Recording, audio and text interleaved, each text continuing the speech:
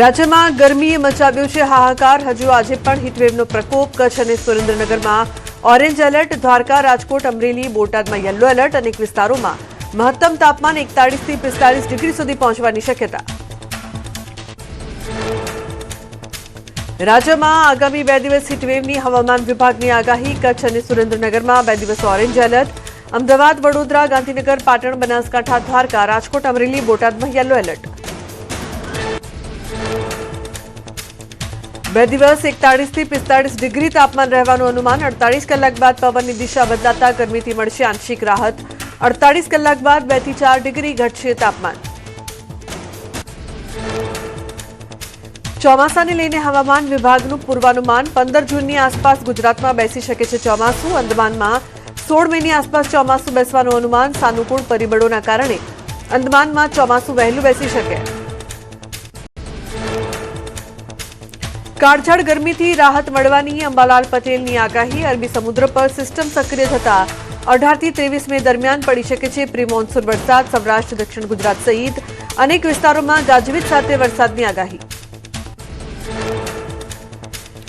દ્વારકામાં કાળઝાળ ગરમી વચ્ચે તંત્ર એલર્ટ. બપોરના સમયે બિનજરૂરી બહાર ન નીકળવા કલેક્ટરની અપીલ. સેવાભાવી સંસ્થાઓએ છાશ અને ઠંડા પાણીની પરબ કરી શરૂ.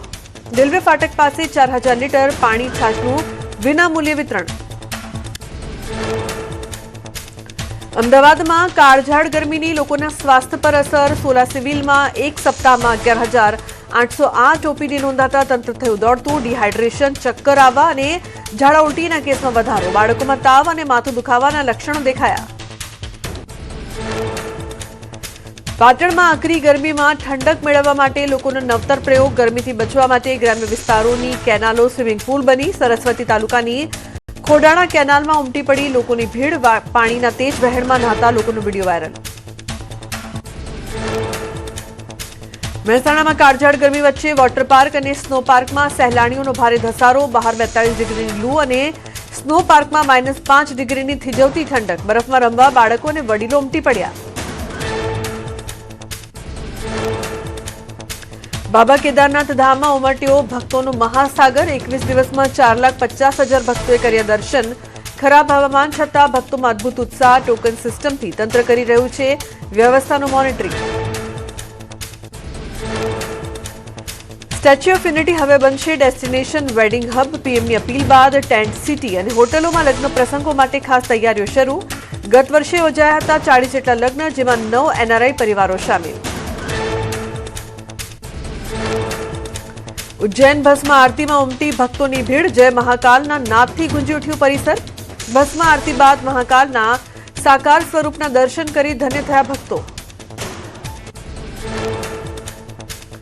અમૂલ દૂધના ભાવમાં પ્રતિ લીટર ₹2 નો વધારો. ગુરુવારથી નવો ભાવ વધારો અમલી. ગોલ્ડ તાજા અને ટી સ્પેશિયલના ભાવમાં વધારો. અમૂલ શક્તિ ગાયના દૂધના ભાવમાં પણ વધારો.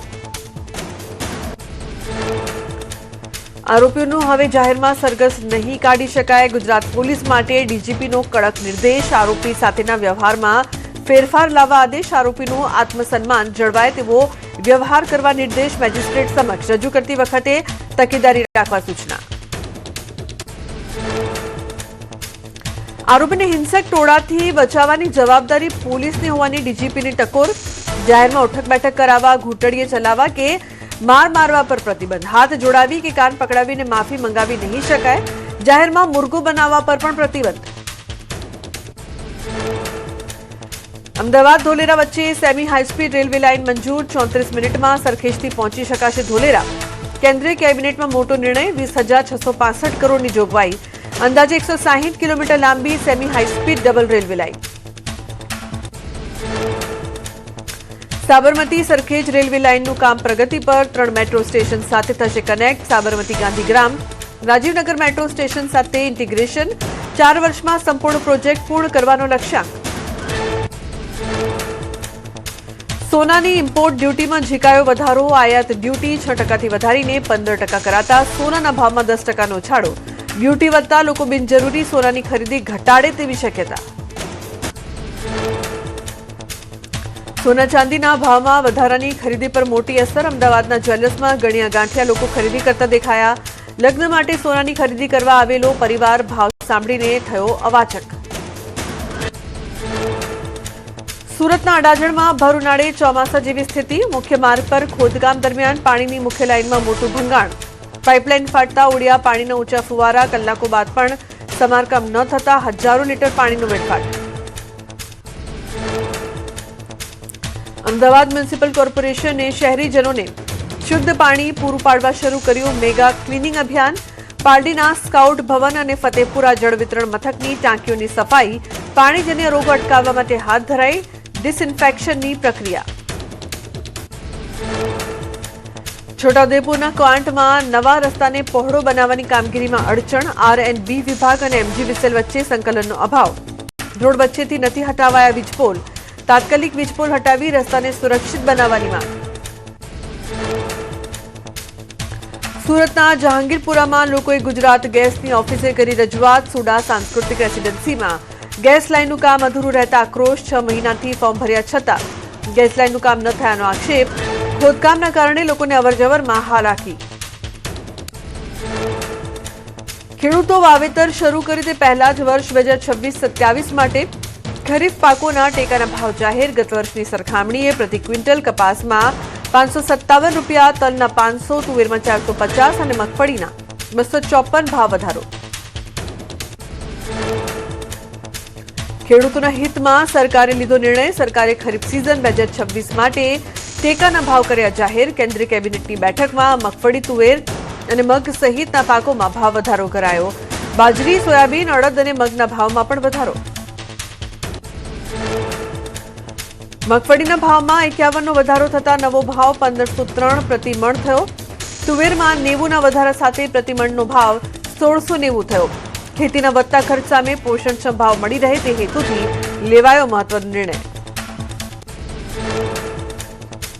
અરવલ્લી જિલ્લામાં ઘઉંની ધીમી ખરીદીથી ખેડૂતોમાં આક્રોશ. મોડાસા કેન્દ્ર ખાતે 1 મહિનામાં માત્ર 32 ખેડૂતોના ઘઉં લેવાયા. સતત બારદાના અભાવે ખરીદી થઈ જાય છે બંધ. એક જ કાંટો હોવાથી ખેડૂતોમાં રોષ.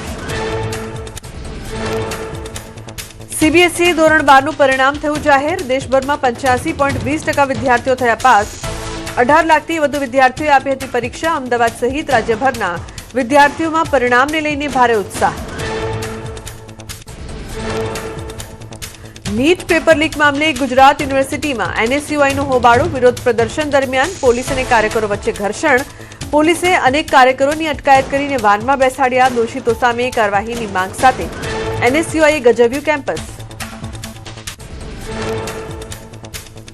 જૂનાગઢની સરકારી લાઇબ્રેરીમાં મૂળભૂત સુવિધાઓના અભાવને લઈને ભારે રોષ. AC, પંખા, શુદ્ધ પાણી અને સફાઈ ન હોવાનો આક્ષેપ. વિદ્યાર્થીઓએ લાઇબ્રેરી તંત્ર પર ભેદભાવના કર્યા આક્ષેપ.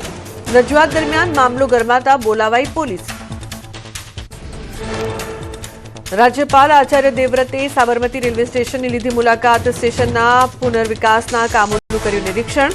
રેલવે અધિકારીઓ સાથે કામગીરીની કરી સમીક્ષા. પત્ની સાથે દિલ્હી જવા ટ્રેનમાં થયા રવાના.